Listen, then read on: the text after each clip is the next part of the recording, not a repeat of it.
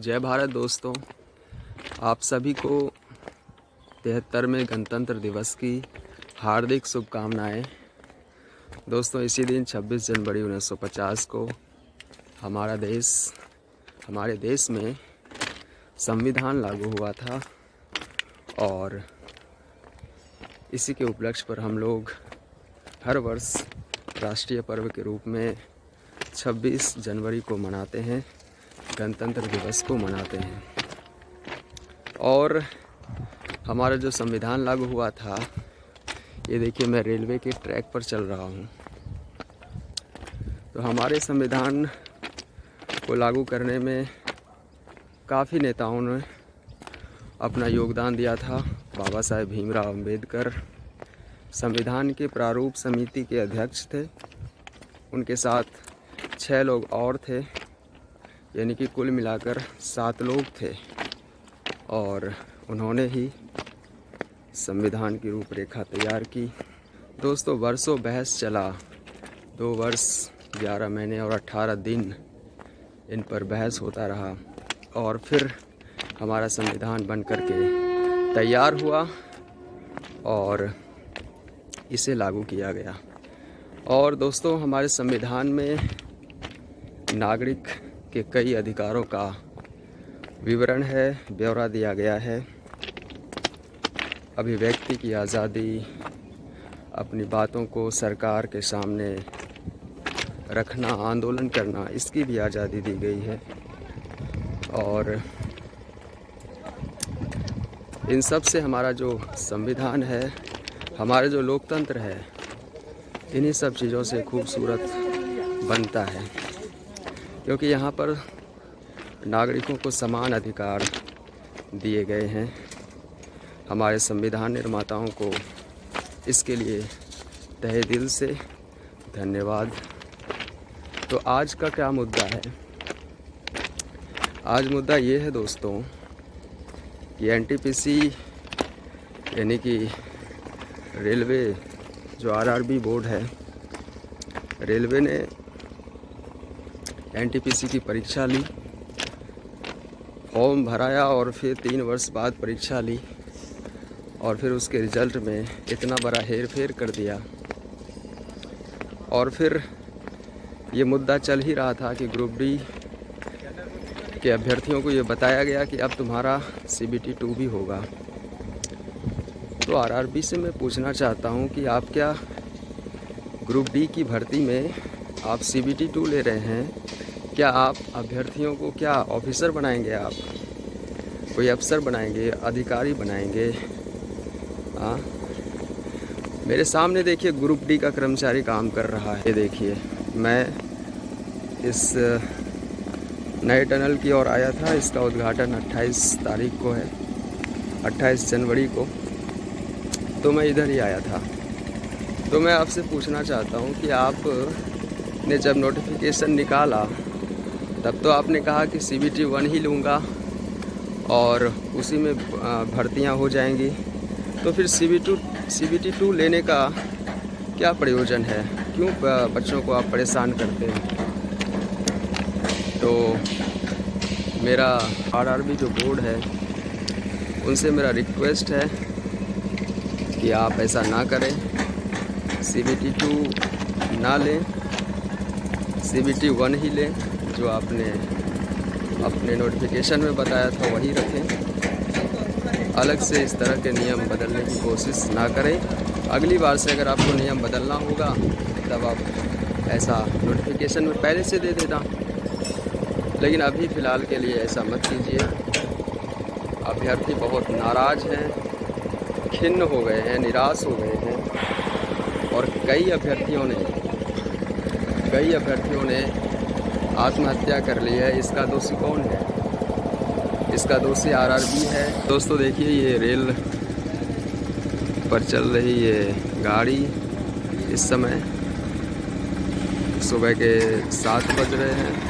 ये नया टनल है। नए टनल में आपको कुछ परिवर्तन दिख रहा होगा। बॉर्डर्स लगा दिए गए हैं सामने के प्रवेश द्वार पर।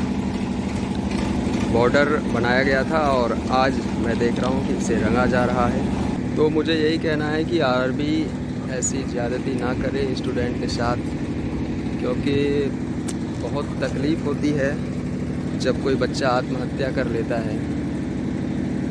एक चंदन नाम का अभ्यर्थी था, उसने आत्महत्या कर लिया। बताइए इनका जिम्मेदार कौन है? जिम्मेदार किसे ठहराया जाना चाहिए? आरआरबी।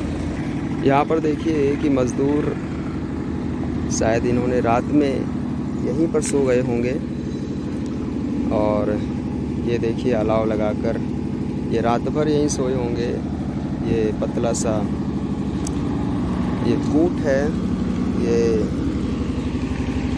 इसी को बिछाकर ये सो गए। चाय भी बनाई है इन्होंने यहाँ पर। ये देखिए इस बॉर्डर को लाल रंग से रंग दिया गया है, इस बॉर्डर को, और पूरे द्वार पर इस तरह से बॉर्डर लगाया गया है, इसे भी रंग दिया गया है। और अंदर भी काम चल रहा है, तो अंदर भी चलता हूँ और देखता हूँ कि क्या काम हो रहा है।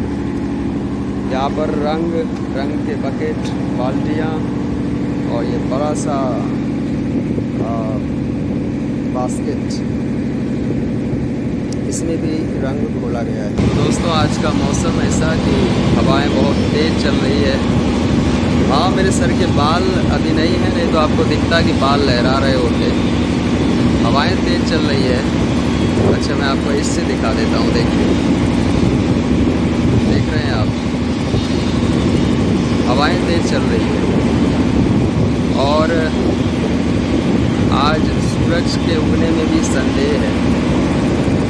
हालांकि सूरज तो रोज़ ही उगता है, बादल उसे ढक लेता है, तो सूरज तो रोज़ ही उगता है। यहाँ पर देखिए कि इस चित्रकारी को जो दर्शाया गया है, इसी सुरंग को दर्शाया गया है, इसी नए टनल को, और इस टनल से निकलती हुई ये रेलगाड़ी दर्शाई गई है। आगे पीले रंग से रंग दिया गया है। अब मैं आगे चलता हूँ और आपको आगे क्या काम हो रहा है अगर मैं दिखा सकता हूँ तो दिखाता हूँ, क्योंकि वो रोक भी सकते हैं मुझे, और क्योंकि काम चल रहा है, तो अगर कोई जोखिम भरा कार्य होगा तो मुझे रोक भी सकते हैं, और अगर नहीं रोका तो मैं आपको दिखाता हूँ कि क्या हो रहा है। तो आप मेरे साथ चलिए। अगर आप नए हैं चैनल को तो चैनल को सब्सक्राइब कीजिए, लाइक का बटन दबाइए और मेरे साथ आगे चलिए आगे। तो देखिए, जैसा कि ये पीवीसी जो पाइप है, इसे लाइट लगाने के लिए ही इधर से ले जाया गया था, और आप देख सकते हैं कि लाइट लगा दी गई है, लाइट लगाई जा रही है। दोस्तों यहाँ पर देखिए, यहाँ पर दर्शाया गया है 50 मीटर दूर है यहाँ से सुरंग का मुहाना, ये ऐसा दर्शा रहा है। यहाँ पर ये सुरंग का मुहाना है और यहाँ पर एक व्यक्ति को चित्रित किया गया है। एनिमेशन है ये, एनिमेटेड पिक्चर है।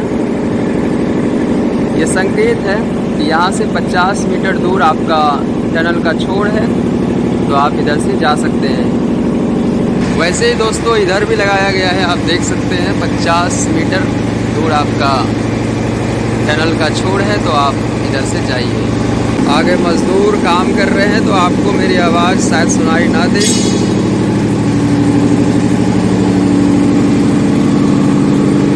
लाइट लग गया क्या पूरा?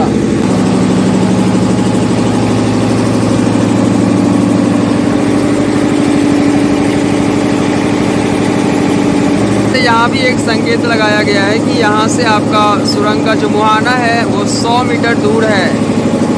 यहाँ आगे एक लंबी सी सीढ़ी लगाई गई है और इस सीढ़ी के ज़रिए कुछ काम ऊपर में कर रहे होंगे। अब देखिए दोस्तों, मैं सुरंग के लगभग मध्य में हूँ और ये बीच का एक पॉकेट बनाया गया है, इसमें भी बॉर्डर बनाई गई है, तो इसे भी रंगा जाएगा। तो देखिए दिलचस्प क्या है कि यहाँ पर 170 मीटर मतलब 170 मीटर दूर यहाँ से सुरंग का छोर है, यानी कि मुहाना है, और यही सेम बोर्ड इधर भी लगाया गया है कि इधर से भी आप जाएंगे तो 170 मीटर आपको जाना पड़ेगा सुरंग को सुरंग के पूर्वी हिस्से के छोर के लिए। तो आप देख सकते हैं कि ये सुरंग का मध्य हिस्सा है। ये जो पॉकेट है ये सुरंग का बिल्कुल मध्य हिस्सा है, ठीक है। आगे उसी तरह वहाँ भी बनाए गए हैं। देखिए 170 मीटर आप इधर जाइए और 170 मीटर इधर जाइए तो आपको सुरंग का छोर मिल जाएगा। तो दोस्तों इससे ये साबित होता है कि इस सुरंग की जो कुल लंबाई होगी वह 340 मीटर होगी। और यहाँ भी एक मजदूर अभी यहाँ काम कर रहे हैं, पेंट किया जा रहा है हरे रंग से। इस कूड़े को हरे रंग से रंगिएगा ना, इस कूड़े को हरे रंग से रंगिएगा। अच्छा ये किस लिए बनाया गया, ये पट्टा क्या काम आता है? हाँ अर्थिंग है ये। तो इसकी रंगाई चल रही है, हरे रंग से इस पट्टे को रंगा जा रहा है। ये लोहे का पट्टा है, लोहे का है ना ये पट्टा, ये जो पट्टा लोहा का है ना। और ये अर्थिंग है। तो आप सबको कब तक काम पूरा करने का टारगेट दिया है? हैं? कब तक? 3, 5, 5, 9 इस तरह से लगाया गया है। ये शायद दूरी को दर्शाता होगा, इसकी पूरी जानकारी मुझे नहीं है। देखिए दोस्तों, जैसे उस हिस्से पर सुरंग के पश्चिमी हिस्से पर जिस तरह से लगाया गया था कि यहाँ से सुरंग का मुहाना 100 मीटर दूर है, तो उसी तरह से इस मुहाने पर पूर्वी हिस्से पर भी लगाया गया है और दोनों ओर लगाया गया है। वहाँ भी आप देख सकते हैं। और इसे ऐसे मटेरियल से बनाया जाता है, इसमें शायद रेडियन लगा रहता है ताकि कम प्रकाश में भी ये चमकता है। प्रकाश पड़ते ही ये चमक जाता है और स्पष्ट दिखाई देने लगता है। आपने रोड में भी देखा होगा, देखिए ये कितना चमक रहा है। आगे बढ़ते हैं। सुरंग का मुहाना 100 मीटर दूर है यहाँ से। आप सभी को एक बार पुनः गणतंत्र दिवस की हार्दिक शुभकामनाएं। देखिए यहाँ पर ये बोर्ड इधर भी लगाया गया है 50 मीटर का और इधर भी लगाया गया है 50 मीटर का। 355/8। देखिए इन्हें हरे रंग से रंग दिया गया है, ये पूरा ही रंग दिया गया है। और यहाँ पर कोई मशीन है, आपको दिखाता हूँ। पैदल चलने वाले इस हिस्से को भी रंग दिया गया है। आप देख सकते हैं एक पैटर्न में रंगा गया है, एक छोड़कर दूसरा।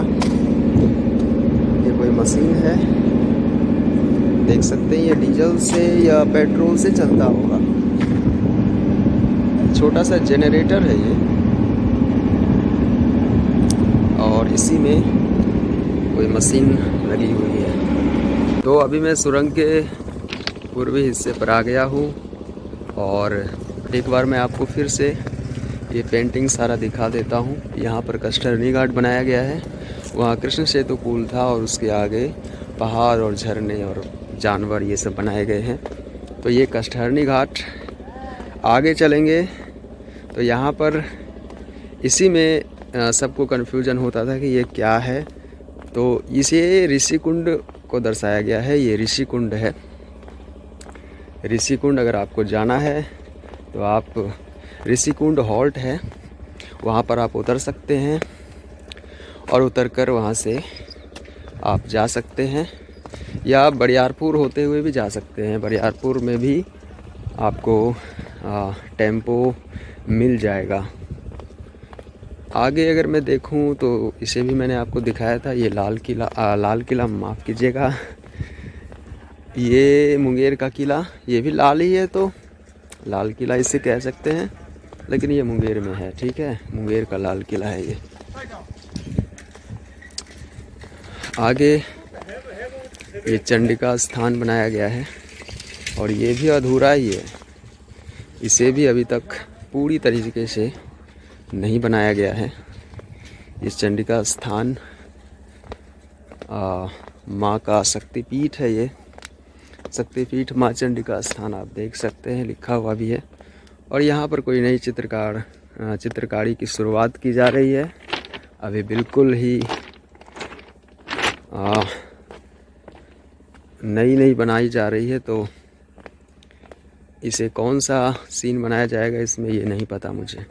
यहाँ पर आर करके कुछ लगाया गया है, आगे भी एक आर लगाया गया है।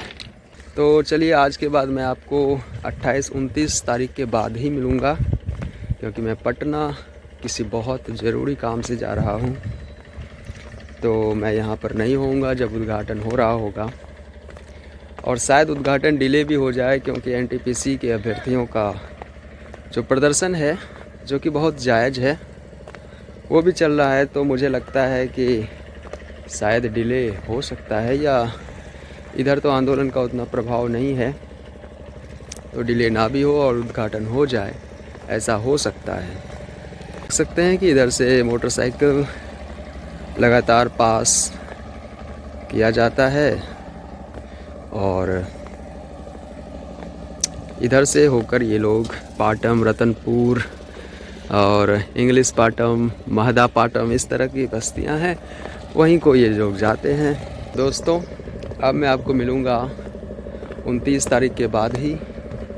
इस वीडियो में बने रहने के लिए आप सभी का धन्यवाद, लाइक करने के लिए आपका धन्यवाद, और इस चैनल को सब्सक्राइब करने के लिए आप सभी का हृदय से धन्यवाद। सब्सक्राइब ज़रूर कीजिएगा।